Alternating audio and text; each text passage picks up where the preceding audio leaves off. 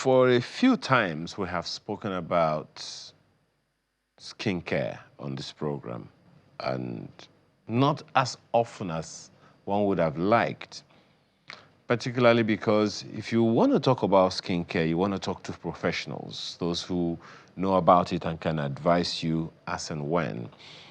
That is why, and when I heard that skincare is now a global emergency, then I panicked. Maybe I'm doing something wrong. In fact, someone looked at my skin one day and said, hey, Ayo, your body needs moisturizing. I said, I put moisture. I said, what moisture? I said, water. But anyway, whether I'm doing right or wrong, let's ask this morning Dr. Aisha Akinkugbe, who is a consultant dermatologist and genitourinary physician. Thank you so much for your time this morning. You're welcome. What other moisture do I need for my body other than water? Water is not enough. Okay. But at least it's a start. It's a start. Good. But then you now need to trap it. Trap? Yes, because the water, the water will dry up. Oh. So you now moisturize, and that will layer it. So then the water is... Pause. So, okay. Your skin is context. dry. No, I'm coming. For context, I agree with you. But for context, a whole load of people use cream without knowing why. Is that what you're saying? Well, not really. People know they want to use cream. You'll see some people saying to us when they come to the clinic, I didn't put on cream. That's why my body is white.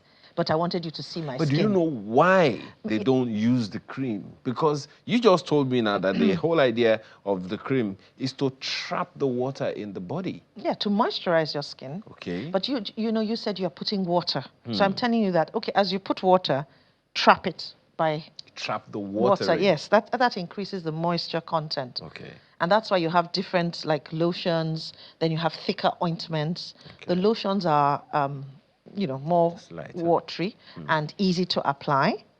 And then it's light. Our weather is very hot, so a lot of people like something light, but that moisture you could actually add a little bit of oil into the lotion. Okay. To help. And that's why you see when you have different grades, like for instance, people who have very dry skin, the types of creams and lotions that are available to them have extra components that help, to repair their skin. Okay. Now, this whole danger thing, how do people abandon their skin? Does that happen? Your skin is a mirror of who you are. It's the most important and vital organ. I can tell you that for free. So the skin is an organ? Oh, it is an organ. Okay. It's made up of the hair, the nails, and the mucous membranes. So that all encompasses the skin, and it is very important. Now, you said, how do people ignore? It's just like the same thing that will happen with your heart or with your kidney. The way they say protect your heart, protect your skin. Moisturize, drink a lot of fluids, eat a balanced, healthy diet, stay out of the sun. The sun, no matter what you say, causes damage to the skin. Photo damage, phototoxicity, then talk about, giving you exposure to skin cancer if you're also more prone and you do other things that don't protect your skin. So you should use sunscreen. Every day you're out, you're stepping out, into the environment. The environment itself, we're talking of climate change. So everything is just all mixed together, and that's why we're talking of global health, bridging the gap. Everything merges together. Climate is playing an important role because right now, with climate change, the sun, the ozone layer is depleted. You get lots of exposure to various toxic chemicals and, pollutants. That affects the skin. It makes it dry. Then depending on your working environment, you're working maybe like in an industry where there's a lot of heat, there's chemicals, exhaust fumes, everything. And then if you're not even doing any of that and you're just going outside these days, have you not seen that the sun is still up at 4 p.m.? Those days, the sun used to set. Now the sun sets between 6. I'm driving home around 5, 6, and I have to put my visor down. I have to put on my sunglasses. So that, for me, I have noticed, and I've seen that, you know what? Things are changing. Well, you would know that a good number of people believe that Nigeria were way more fortunate than others. Because you visit some other parts of the world, 8 p.m., the sun is still up. Well, win some, lose some. Do you understand? Okay. Those climates are more temperate, so... Now, to the dangers that we inflict on our skins inadvertently, you've told me mine, that I don't moisturize, and I gotta be honest, I'm just one of those very village men who don't use cream most of the You're time, many. except just to once Just do this. once I do it with my hands, I tend to be good. Now I go. know that I need to do better. But what other dangers do we inflict on our skins inadvertently, consciously or unconsciously? I think the first thing would be that you don't think your skin is important. Okay? The skin is very important, like I've already said. So if you think of it as important, you will also do right by it. You will also do the right thing. For instance, if you have a skin problem, the first thing you're going to do is not go, you won't see the specialist. And really, sometimes you actually don't need to initially. But you would go and do various practices that are not, how should I say it, that are just out there. For instance, exposure to what we call triple action creams. So you go to, because there is lack of access to dermatologists, right? People don't know and they can't find us to a certain degree. So they would go to the chemist or to the pharmacist, or first of all, even within the family, and try and get something. And the most common thing that is out there is the triple action creams. Those triple action creams contain potent steroids. Those steroids are dangerous. So first of all, when you're abusing your skin, you're destroying it. So when you say triple action creams, what are you talking about? They contain a potent steroid. Triple action. So they call it triple action because it's got a steroid, so it has an anti-inflammatory effect, it's got an antifungal component, and it's got an antibacterial component. The fellow who bought it, are they aware of this? No. Oh dear. So let's not get there. It's a fight that NAFDAC are trying to fight and trying to bring in all these things. But the most important thing is to the individuals out there. And it's being sold in the supermarkets. So I think, if you want to face this regulatory problem, we'll be here from now till eternity. We have had several discussions, webinars with the NAFDAC. They are fighting a big battle. But as far as we're concerned, what can we do? Just keep causing awareness and letting people know. Something that is a triple action. You have one problem, so why would you use a triple action? But okay, go on. No, the reason I'm asking is, so the fellow going to the shop to get a cream would know, is it written on the product triple action? Yes. Oh. It was written triple action. Okay. And there are various names, and some of them are called triple action. And you see, unfortunately, it's being sold in the supermarket. So you're going there, and then the sales assistant or someone else say, okay, well, and then you know how you ask a question. You're trying to, it's okay, no, this one will work. Use this, use that. So inadvertently, you have people prescribing or selling products that, first of all, are dangerous, shouldn't be sold like that. And the person that is giving you the advice on selling it is not trained, doesn't even know. So you're advising now that when you go to the shop to get any cream for your skin, look out for you should avoid anyone that says triple action. Well, you see, the person is going there to get a cream. Fine.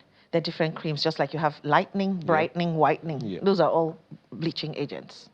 They all bleach. Good? No, they're not. So that's another one. Then if you're now going because you have a small rash or something, you will still be sold the triple action products.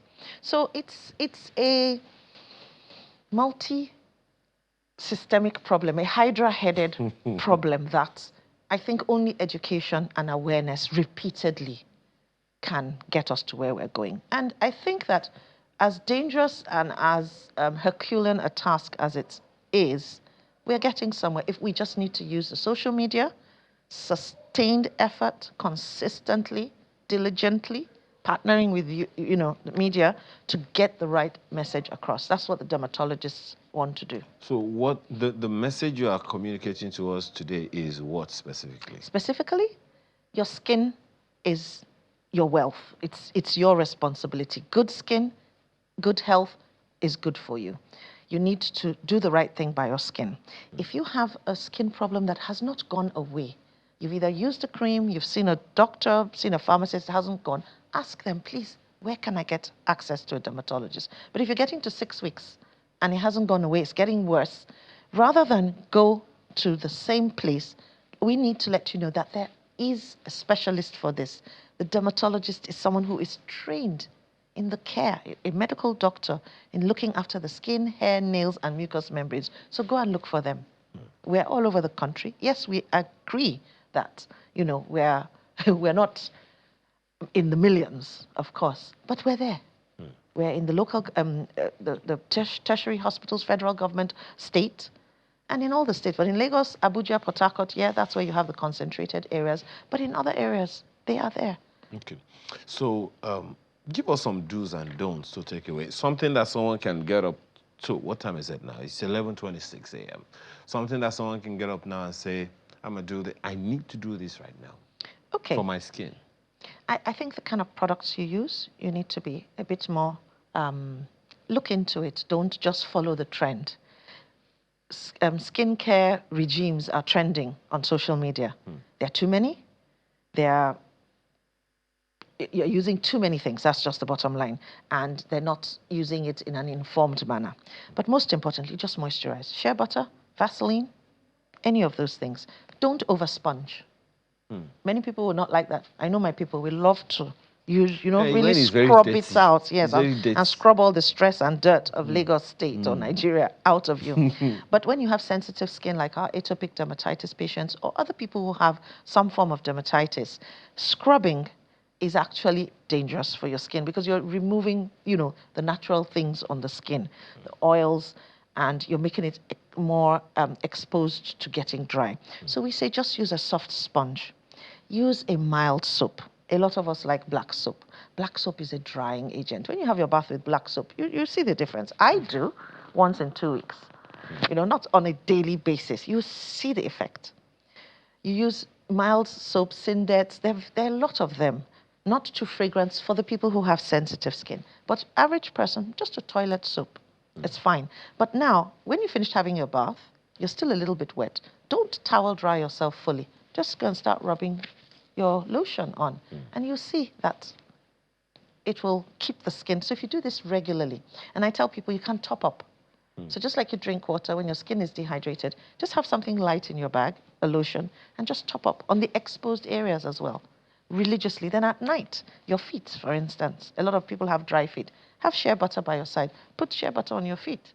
You're in the air condition. Those things also dry up the skin as well. So you need to top up. Drink water. Yeah, well, drink water, and you can also moisturize your skin. Then you said tips. So sunscreen. So apart from sunscreen, we're talking about resources as well. Not everybody can afford sunscreen. So we're also trying to look at it, from the point of view that how can sunscreens be made more available? The pharmaceutical industries, the cosmetic industries, we need to invest in skin of color. So all of the sunscreens, they're being used. You find that people with skin of color complain it's too thick for us or it leaves a white cast. Gradually, they're improving things, but it could be much better so that we have sunscreen that we can use for us in the tropics as well, bearing in mind our climate and what we like. But it's not very cheap and affordable. But first of all, to protect yourself. So stay out of the sun during the intense hours of the day between 11 and 3. Now that's hard. There are some people who that's where they are. They're out there, they're hawking, they're, walking up and down. I was going to ask you because there are some people whose jobs are that peculiar. Are there, my next guest, for instance, is in the movie industry. Are there peculiar treatment for the profession peculiar or career peculiar treatment for the skin? Yes, because if you are out there in the sun, like for instance, a traffic warden and the people hawking, so a wide-brimmed hat, not a face cap. Face cap, this is the only place it's protecting. You have your ears, you have your shoulders, so it has to be a wide-brimmed hat that extends to the shoulders, right? We need the state government to enforce that. There are lots of things, for our albinos as well. Even the federal government has a lot of things going. So these are the things where we're talking of policy and things that matter to us. And we are very excited that right now the World Health Assembly has made skin health a global priority. So we have a long way to go.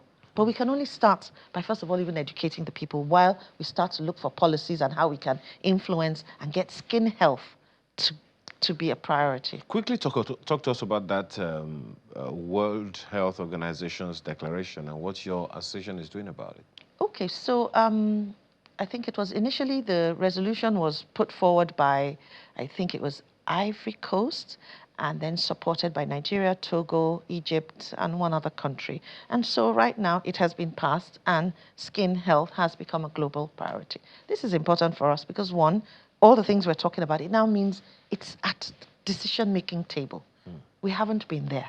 It's been everything else, non-communicable diseases. But look at it. We have neglected tropical diseases we're having a resurgence of them. We also have common infections. We have monkeypox, we have scabies, we have leprosy, and so many other things. So the fact that it's been put as a global health priority means that, okay, now the policies can focus on that area, funding can come into that area, and we can advocate better, and we have a seat at the table. Okay. Well, I don't know what else to say other than to wish you well. Sorry, you have a conference coming? Yes, we're having our annual conference. It's coming up next week. It's What's our 19th. The focus? The focus is global health, bridging the gap. Okay. And so we're trying to look at task shifting. We're looking at AI, teledermatology, just looking at it with a total global perspective, what's going on, how we can, cross carpet, but more importantly, task sharing, looking at the problems, how we can upscale or downscale, depending on which way you look at it, so that, there's more skincare for Nigerians. I'm wondering whether you think parents are as conscious as they need to be about the skin of their children. You need to, because even right now we're having skin bleaching for children. Oh, Jesus. Well, thank you so much for coming this morning. Don't say anymore. Maybe some other time we'll talk about that one. Thank you very Dr. much. Dr. Aisha Kinkugbe is a consultant dermatologist and genitourinary physician. Thank you again for your time. Thank you very much, Mr. Makinde.